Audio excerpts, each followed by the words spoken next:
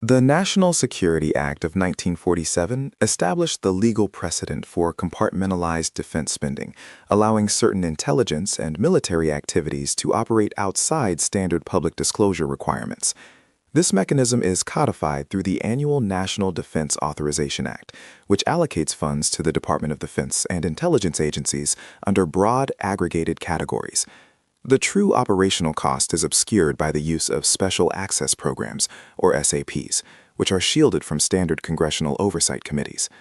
These programs utilize a need-to-know principle, restricting access to even high-ranking officials. The initial funding is often masked within large, unclassified line items, such as general research, development, test, and evaluation, before being transferred internally to classified accounts.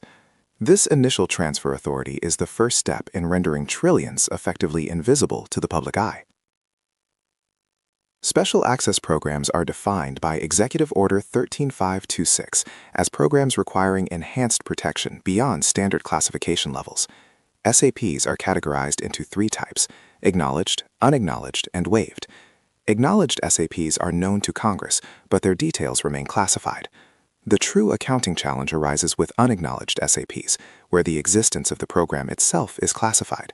Funding for these programs is often routed through the Military Intelligence Program or the National Intelligence Program, utilizing highly specialized contracting vehicles.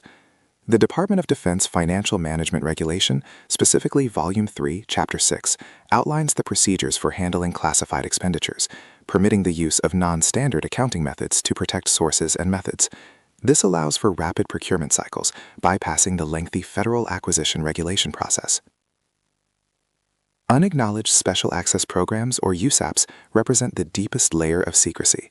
Their existence is only disclosed to the Gang of 8 in Congress, comprising the leadership and the chairs of the intelligence committees. The funding mechanism relies heavily on the use of pass-through entities and shell corporations established under Title 10 and Title 50 authorities. These entities receive funds under broad, nondescript contracts for services or research, which are then funneled into the USAP. The contracting process for USAPs almost exclusively involves sole source awards, eliminating competitive bidding and allowing defense contractors to negotiate proprietary pricing structures.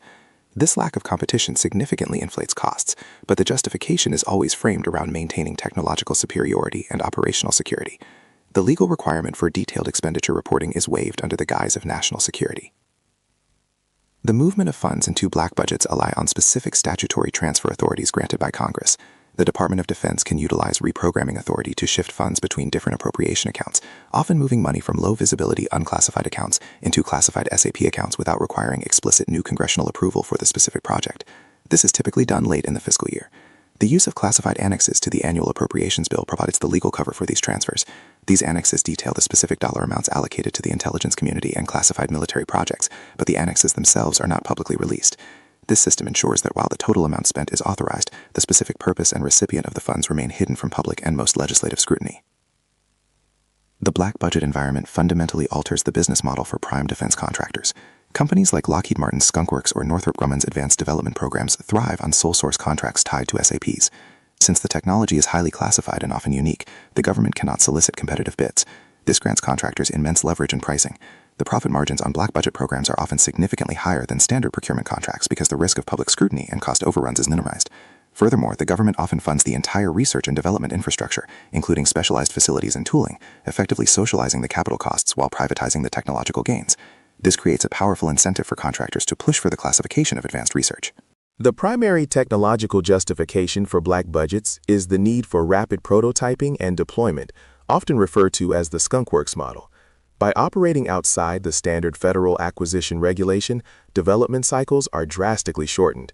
Instead of multi-year phases involving numerous bureaucratic checkpoints, classified programs can move from concept to flight testing in months.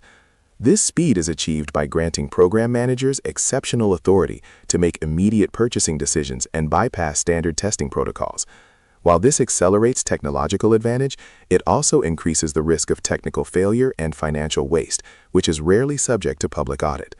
The resulting technology, such as stealth aircraft or advanced sensor systems, provides a temporary asymmetric advantage that justifies the continued secrecy and high cost. Oversight of black budgets is inherently limited. The Government Accountability Office, or GAO, and the Department of Defense Inspector General, or DoDIG, have restricted access to SAPs. Audits are often limited to verifying that funds were spent according to the classified annex, not whether the expenditure was efficient or effective. The legal framework permits the withholding of documentation based on national security exemptions. Furthermore, the sheer volume of classified data makes comprehensive review impractical, even for authorized personnel. This creates an environment where financial mismanagement can persist undetected for years. The lack of external accountability means that program managers operate with near impunity regarding cost control, shifting the financial risk entirely onto the taxpayer. A critical business aspect of black budget technology is the handling of intellectual property. When the government funds the development of classified technology, the resulting patents and data rights are often negotiated to favor the contractor. While the government retains usage rights, the contractor frequently secures commercial exploitation rights for non-military applications. This allows defense firms to leverage taxpayer-funded research for lucrative commercial spin-offs, such as advanced materials or specialized computing architectures. The classification status initially protects the technology from competitors, giving the developing contractor a significant market head start when the technology is eventually declassified or adapted for civilian use. This dual-use technology transfer is a major driver of contractor profitability. The classification status of a program is governed by specific executive orders and statutes, requiring periodic review. However, the incentive structure often favors maintaining classification long past the point of operational necessity. Declassification requires a formal review process that can expose past financial irregularities or technological failures, which both the agencies and contractors seek to avoid. The classification system itself becomes a tool for budget protection. Once a program is classified, it is significantly harder to cut or defund, ensuring a stable revenue stream for the contractors involved. The decision to declassify is a strategic one, often timed to coincide with the introduction of a new, more advanced classified system, maintaining the cycle of secrecy and high-cost development. The existence of a massive classified defense budget distorts the broader defense technology market. It creates an oligopoly where only a few large contractors possess the necessary security clearances, infrastructure, and political access to compete for these high-value contracts. Smaller, innovative firms are often excluded unless acquired by a prime contractor. This lack of market entry stifles competition and innovation outside the established defense industrial base. Economically, the black budget represents a significant allocation of national resources toward projects whose return on investment cannot be publicly assessed, creating a shadow economy that operates on proprietary pricing and minimal transparency, fundamentally impacting the allocation of capital in the technology sector.